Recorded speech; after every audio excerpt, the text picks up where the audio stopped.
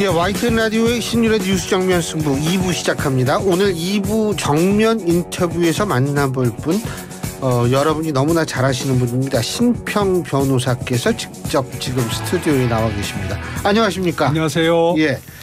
아이고, 요새 어디 계세요? 요새 주로 내려가 계세요? 아이고, 저는 그 30년 전부터 저 시골에 살고 있습니다. 30년 전, 아니 교수 생활하실 때도 그때는 그 대구에 잠깐 나와서 예. 한 몇 년간 그 했습니다만은 30년 넘었죠. 그러세요? 시골에서 농사 지으면서 그렇게 살아왔습니다. 근데 지금 책 갖고 나오셨는데 그 예. 책이 그 생활과 관련된 책인가요? 제목이? 그 제가 이 시골 살이를 30년간 하면서 예. 뭐 시라든가 또 단상 같은 것을 이 책으로 한번 표현해 봤습니다. 제목이 그게 농사 짓는 뭐더라? 이거 시골살이 두런두런입니다. 시골살이 두런두런이요. 예. 근데 참 30년을 그렇게, 그러니까 그게 참 좋긴 좋아요. 이 마당 있는 집에서 이게 건강에도 좋을 겁니다. 일이 많잖아요. 예, 저는 그 농사를 지으면서 저는 그 국가에 등록된 농업인입니다. 그러시군요. 변호사가 하기보다는 그 농업인으로 등록돼 있죠. 뭐를 주로 경작하세요? 가까이 다 합니다. 과거에는 그 벼농사도 지었습니다만은 예. 이제는 뭐 벼농사는 그만두고 밭농사만 하고 있죠. 야, 법학 교수가 이제 밭농사 콩하세요? 뭐 하세요? 온갖 거 다 합니다. 생각할 수 있는 거 다 합니다. 근데 원래 그게 좀 취미에 맞으셔야 되는데. 취미에 썩 맞아서 그런 것보다는 저는 그 어릴 때 예. 대구의 이 건교지역에서 자랐거든요. 그때 보았던 그 전원지대의 풍경, 예. 그것을 어떻든 나이 들어서 다시 한번 재현시켜 보고 싶은 어떤 강렬한 어떤 그 근원적인 그 욕망 같은 걸 갖고 있었습니다. 예. 그런 걸 실현한 셈이죠. 그러시구나. 아니, 이렇게 이 목가적이고 전원생활 이런 얘기를 하다가 갑자기 이제 좀 화제를 바꿔야 돼가지고 제가 아주 죄송한데. 아이고, 이해합니다. 윤 대통령하고 뭐 멘토라는 건 본인이 부인하시니까. 하지만 가까운 사이시고 누구보다도 사실 윤석열 정권이 잘 되기를 바라시는 분이죠. 그렇죠. 자, 어제 한동훈 대표와 윤석열 대통령의 회동 어떻게 보십니까? 저는 회동에 대해서 국민들께서 좀 시원한 느낌을 갖지 못한 점에 대해서는 상당히 저도 아쉽게 생각을 합니다. 그러나 이 회동이 어떤 면에서는 이제 각자 갈 길을 가는 어떤 분기의 회동이 된 것임을 말씀드리고 싶습니다. 잠깐만요. 각자 갈 길을 가는? 그렇죠. 헤어진다는 말씀이시군요. 그렇죠. 한 대표 쪽으로 봐서는 한 대표는 지금까지 일관되게 윤석열 정부를 승계하는 그런 정부를 세우려고 한 것이 아닙니다. 윤석열 정부를 밟고 올라서서 새로운 색깔의 정부를 세우겠다는 그런 뜻을 나타내 왔죠. 그런 면에서 윤 정부와 차별화는 이제 피할 수 없는 사실이고, 윤 대통령을 봐서도 그렇습니다. 윤 대통령이 잘한 점도 있고 못한 점도 있습니다만은 한동훈 대표가 등장함으로 해서 이 대통령 지지율이 상당히 떨어졌죠. 어떤 면에서는 위험한 지경까지 떨어졌습니다. 이제 한 대표하고 이렇게 각자 갈 길을 감으로 해서 어떤 면에서는 보수층이 윤 대통령을 중심으로 해서 다시 규합할 가능성이 있죠. 이런 면에서 양측의 이해관계에 부합되는 그런 이별이었다고 저는 보고 있습니다. 이별이었다. 이미 이제 이별을 했다라고 보시는 거군요. 상당히 전부터 그렇게 해왔죠. 근데 그렇게 만약 각자 갈 길을 가게 되면 결국은 보수층은 윤 대통령 중심으로 모의가 돼 있다. 이렇게 보시는 거군요. 그거는 조금 더 두고 봐야 되겠습니다만은 여하튼 지금까지 한동훈 대표의 세력이 야권과 함께 윤석열 정부를 협공을 해왔습니다. 한동훈 대표 지지 세력의 대부분은 강력한 반윤석열입니다.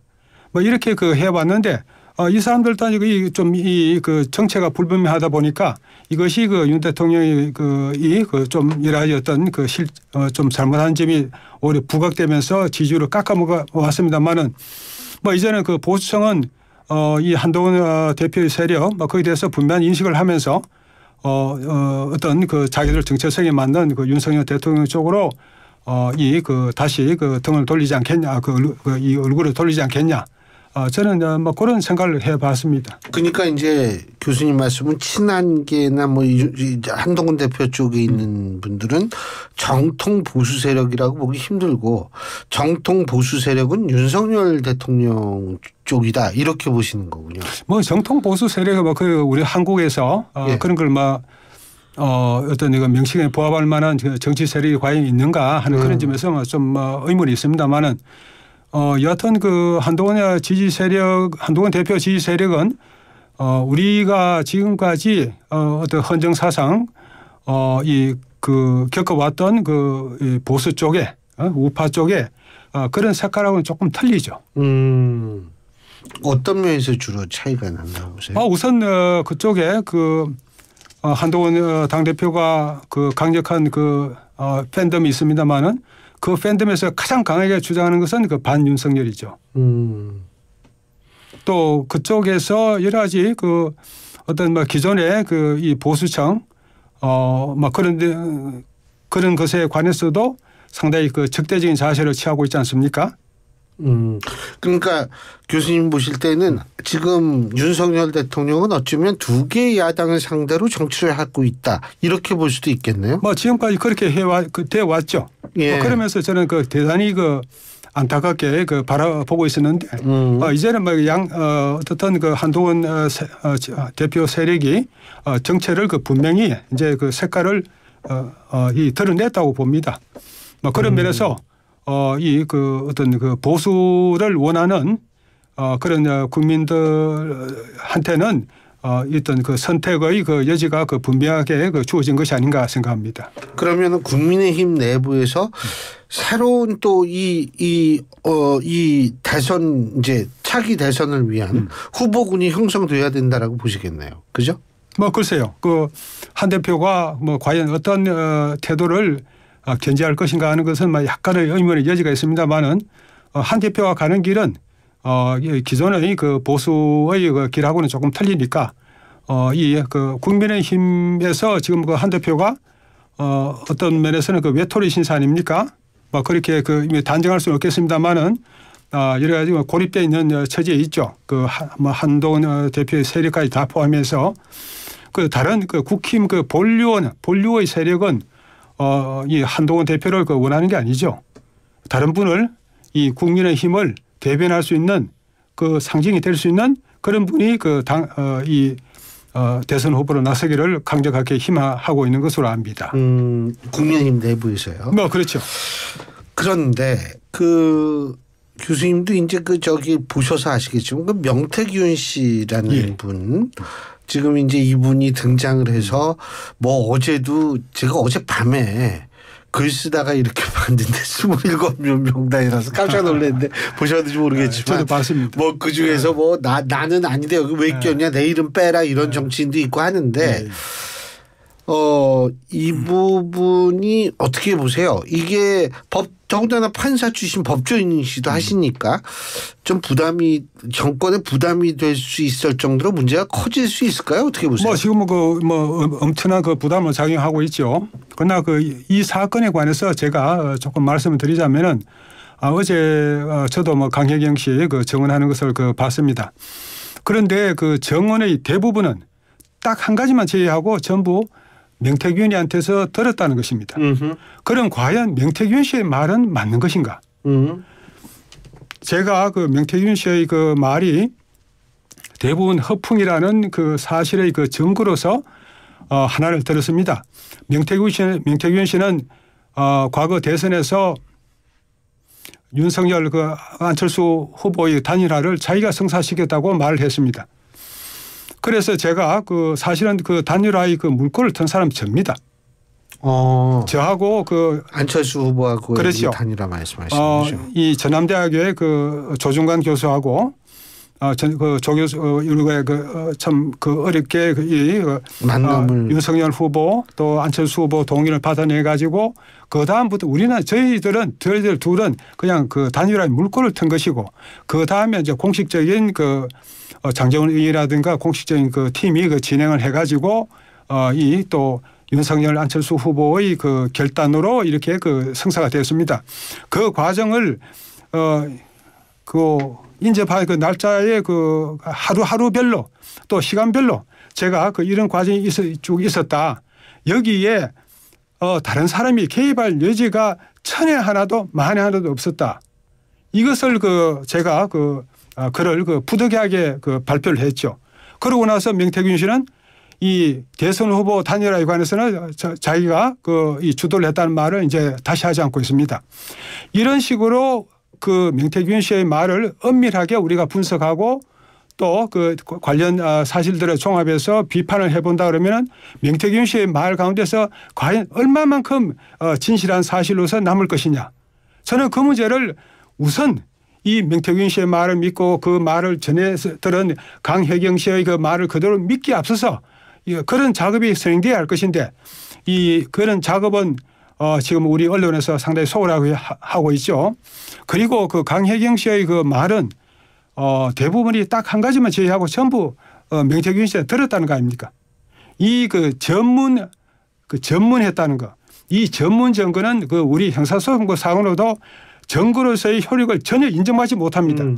내 전문이라는 건 내가 들었는데. 그렇죠. 예. 전부 들었다는 거 아닙니까? 딱 한 가지만 제외하고 전화 통화하는 걸 들었다. 그거는 직접 증거로 우리가 치더라도 이런 전문 증거 이 투성이의 대부분이 그런 것을 지금 적나라하게 그대로 가감없이 방송이 되고 하면서 지금 이 전체 전국이 소용돌이를 치고 있는데 아까 말씀드린 대로 우선 이 본거지인 명태균 씨의 말이 과연 진실이냐 그 점에 관해서 살펴봐야 될 것입니다.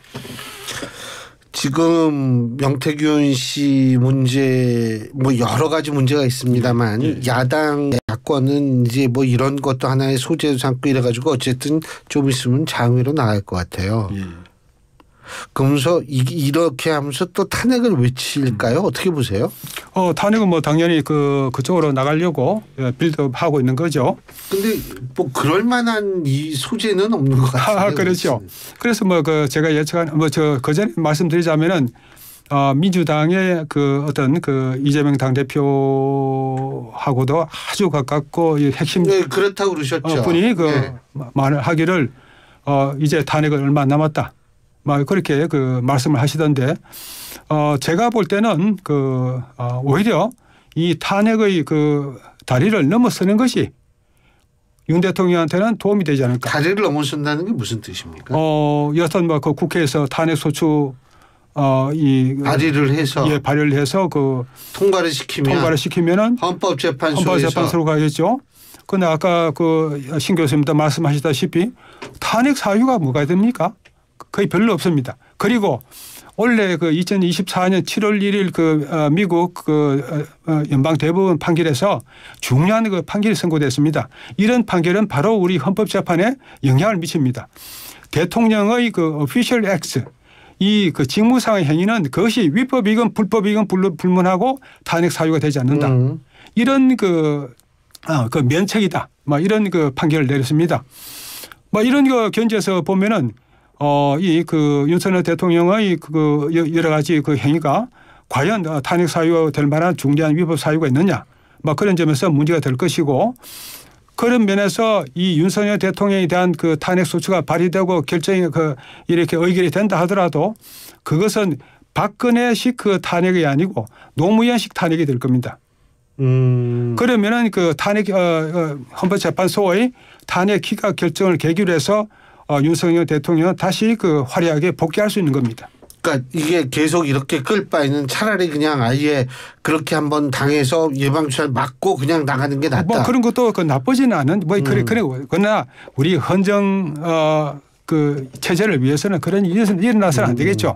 그러나 그 굳이 그 계속해서 한동훈 친한 세력과 그 야권의 협권을 받아가면서 윤석열 정부가 이 지지율이 그 푹 떨어지고 국민들의 그 어떤 그 많은 그 어떤 그 불만을 사고하는 그런 이런 안타까운 형국에서는 오히려 그런 정면 돌파의 방법도 정 나쁘지는 않을 것이다. 저는 그렇게 보는 거죠.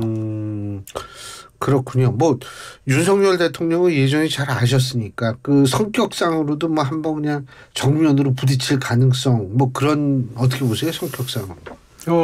그 윤 대통령은 그런 배포가 있죠. 지난번에 그 미국 그 방문하셔가지고 상하원 합동회의에서 양원 합동회의에서 영어로 연설을 연설하는 거 보십시오. 저는 그것을 보고 조선 제일의 배포라고 그 불렀습니다. 뭐 그만한 배포를 가진 분이 더구나 그 윤 대통령은 이 미국에 한 유학도 안 해본 사람입니다. 예, 그렇죠. 그런 분이 그 이 영어로 그 세계의 심장부에 들어가서 그 영어로 연설할 수 있다는 거, 그거는 그 대단한 배포입니다. 알겠습니다. 이거 지금 어쨌든 그런 식의 정면 돌파가 필요할 수도 있다라는 말씀이신데 김건희 여사 문제 끝으로 간단하게 이 문제도 좀 어떻게 해결을 좀 하고 가야 되는 거 아닌가 이런 생각 드는데. 그렇죠. 이 국민들께서 그 김 여사에 대해서 얼마만큼 이 불쾌한 감정을 갖고 있는지 저도 잘 알고 있고 또 김건희 여사가 명백하게 잘못을 저지른 점도 있지요. 저도 그 잘 압니다.